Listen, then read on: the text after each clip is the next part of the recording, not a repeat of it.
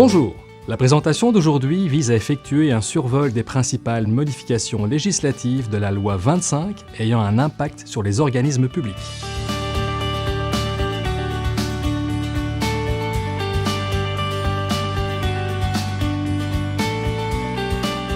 La loi sur l'accès aux documents des organismes publics et sur la protection des renseignements personnels, aussi appelée loi sur l'accès, a été adoptée en 1982. Depuis, elle n'a fait l'objet d'aucune refonte majeure. Étant donné les avancées technologiques et les défis qu'elles imposent, cette loi devait être modernisée afin de tenir compte de ceux-ci tout en faisant preuve d'une neutralité technologique en vue d'assurer la pérennité de son application. Parmi les changements connus depuis l'adoption de la loi, nous pouvons penser au recours fréquent à des prestations électroniques de services ou encore à l'utilisation des moteurs de recherche et des médias sociaux, lesquels sont devenus des services quasi essentiels dans nos vies. Nous pouvons également penser à l'utilisation de la biométrie, de l'intelligence artificielle et de traceurs en vue d'un profilage, ainsi qu'à l'accroissement des fuites de données et des cyberattaques. Ces exemples illustrent que la loi sur l'accès devait trouver un équilibre entre l'utilisation des technologies et le rehaussement de la protection à accorder aux renseignements personnels pour respecter le droit à la vie privée. Afin de pouvoir atteindre cet équilibre, la loi a été modifiée pour renforcer la protection des renseignements personnels tout au long du cycle de vie, responsabiliser davantage les organismes publics à les protéger adéquatement, assurer plus de transparence en informant davantage les personnes physiques pour leur offrir un meilleur contrôle de leurs renseignements, et encadrer juridiquement l'utilisation des technologies.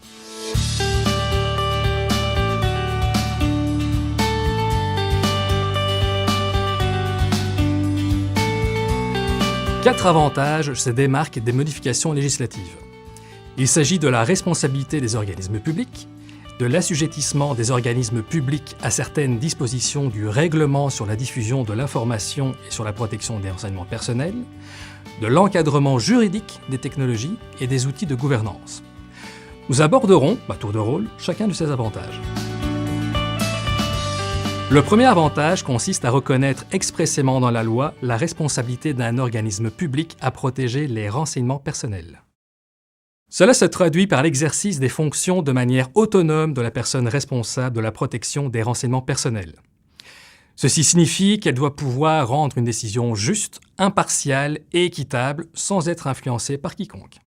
Cela se traduit également par l'imputabilité de la personne ayant la plus haute autorité, même si elle a délégué en totalité ou en partie ses fonctions de responsable de la protection des renseignements personnels. La délégation de pouvoir implique aussi que la personne ayant la plus haute autorité soutienne la personne responsable pour faciliter l'implantation d'une culture de transparence et de protection des renseignements personnels au sein de l'organisme public. Cela se traduit aussi par l'entrée en vigueur le 22 septembre 2022 de l'obligation pour un organisme public de mettre en place un comité sur l'accès à l'information et la protection des renseignements personnels. Toutefois, cette exigence est sous réserve d'une exception prévue au règlement sur l'exclusion de certains organismes publics de l'obligation de former un comité sur l'accès à l'information et la protection des renseignements personnels. Ce comité exerce un rôle de leadership et contribue à la promotion d'une culture organisationnelle qui renforce la protection des renseignements personnels. En ce sens, il soutient l'organisme public dans l'exercice de ses responsabilités et dans l'exécution de ses obligations énoncées dans la loi sur l'accès. Il favorise également l'harmonisation des pratiques qui guident notamment les actions du personnel et influencent les stratégies des autres instances. Le deuxième avantage des modifications législatives consiste à assujettir les organismes publics aux obligations de protection prévues dans le règlement sur la diffusion de l'information et sur la protection des renseignements personnels. Il s'agit des obligations relatives à la conception d'un système d'information ou d'une prestation électronique de service, à la mise en œuvre d'un sondage ou encore à la mise en place d'une technologie de vidéosurveillance. Notons enfin que l'ensemble des organismes seront soumis à ces obligations dès le 22 septembre 2023. Le troisième avantage consiste à encadrer les technologies, notamment en raison des risques d'incidents de confidentialité associés à l'utilisation de celles-ci. À cet égard, 5 mesures d'encadrement entrent en vigueur le 22 septembre 2023 pour assurer une vigilance plus accrue du droit au respect à la vie privée et offrir aux personnes physiques un meilleur contrôle de leurs renseignements personnels. Ces mesures se composent de l'utilisation d'une technologie comprenant des paramètres qui doivent, par défaut, offrir le plus haut niveau de confidentialité. La modification de ceux-ci s'effectue uniquement par la personne concernée en toute connaissance de cause. Ces mesures se composent également de l'utilisation d'une technologie d'intelligence artificielle en vue de prendre une décision fondée exclusivement sur un traitement automatisé de renseignements personnels. Cette technologie devrait faire l'objet d'une analyse pour s'assurer que l'algorithme ne contient pas de biais causant un préjudice sérieux ou non à une personne physique. Si cette analyse est concluante, l'organisme public peut mettre en œuvre la décision automatisée. Cette décision sera accompagnée des informations prévues dans la loi qui donnent l'occasion à la personne de présenter ses observations à un membre de l'organisme en mesure de réviser la décision. Par ailleurs, à la demande de la personne physique, l'organisme public doit lui fournir les renseignements personnels utilisés pour rendre la décision automatisée, les raisons, les principaux facteurs et les paramètres qui ont mené à la décision, les informations pour exercer son droit de rectification des renseignements utilisés pour rendre la décision, notamment si ces derniers sont inexacts ou incomplets. Ces mesures se composent aussi de l'utilisation d'une fonction de localisation, d'identification ou de profilage par un organisme public. En vue de mettre en place une de ces fonctions, l'organisme public doit obtenir un consentement valide donné par une personne autorisée, puisqu'elles doivent, par défaut, être désactivées. De plus, ces mesures se composent du droit à la portabilité. Ce nouveau droit est offert aux personnes physiques qui ont fourni leurs renseignements personnels de manière informatisée. Il consiste à transmettre ces renseignements sur un support informatique interopérable afin qu'un autre organisme puisse les utiliser sans aucune difficulté. Finalement, ces mesures se composent d'une évaluation des facteurs relatifs à la vie privée qui renforce la protection des renseignements personnels. Celle-ci s'effectue lors de circonstances particulières, notamment dès la conception d'un système ou d'une prestation électronique de service. L'objectif de cette évaluation est de considérer tous les facteurs qui entraînent des conséquences positives et négatives sur le respect de la vie privée des personnes physiques. Elle est aussi une source de preuves qui démontre qu'un organisme public a respecté toutes les obligations en matière de protection et que toutes les mesures ont été prises afin de protéger efficacement les renseignements personnels. Pour terminer, le quatrième avantage consiste à accroître la transparence des organismes publics par l'entremise de nouveaux outils de gouvernance encadrant la protection des renseignements personnels. Parmi ces outils, il importe de souligner la mise en place de règles de gouvernance et d'une politique de confidentialité. Les règles de gouvernance jouent un rôle essentiel puisqu'elles énoncent les conduites exemplaires qui guident les actions du personnel d'un organisme public en vue de protéger les renseignements qu'il détient.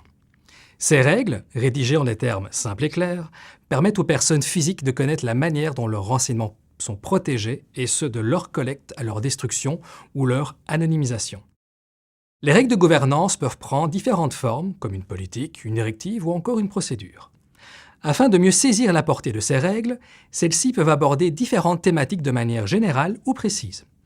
À titre d'exemple, un organisme public pourrait énoncer de manière générale les principes du cycle de vie d'un renseignement personnel, alors qu'il pourrait détailler minutieusement les étapes à respecter afin de gérer un incident de confidentialité ou encore de communiquer des renseignements personnels à l'extérieur du Québec.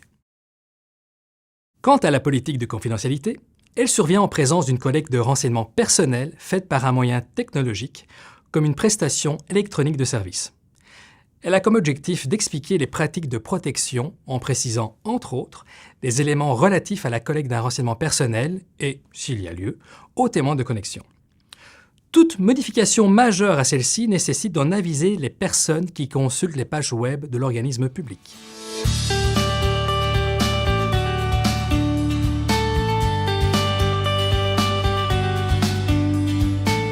Par ailleurs, d'autres dispositions législatives rehaussent, allègent ou offrent plus de souplesse aux organismes publics au regard de certaines dispositions du cycle de vie d'un renseignement personnel. En ce qui concerne la collecte de renseignements personnels, les informations obligatoires à fournir à la personne concernée sont modifiées, notamment afin d'en préciser la portée, et d'autres, comme le délai de conservation, seront dorénavant à transmettre sur demande de la personne.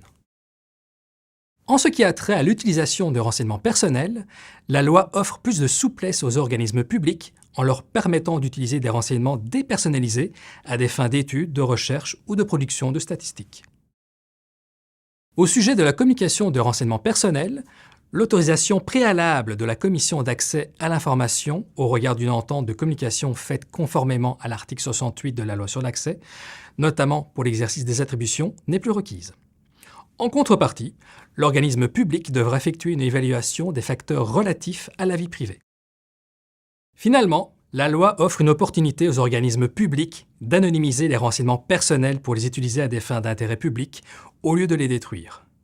Il est à noter qu'un renseignement personnel est dit anonymisé lorsqu'il est, en tout temps, raisonnable de prévoir dans les circonstances qu'il ne permet plus de façon irréversible d'identifier directement ou indirectement une personne.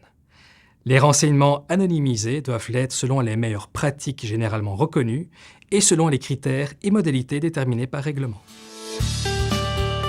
Ce survol des nouvelles obligations législatives permet de constater que la loi sur l'accès devait trouver un équilibre entre l'utilisation des technologies de l'information et le rehaussement de la protection accordée aux renseignements personnels.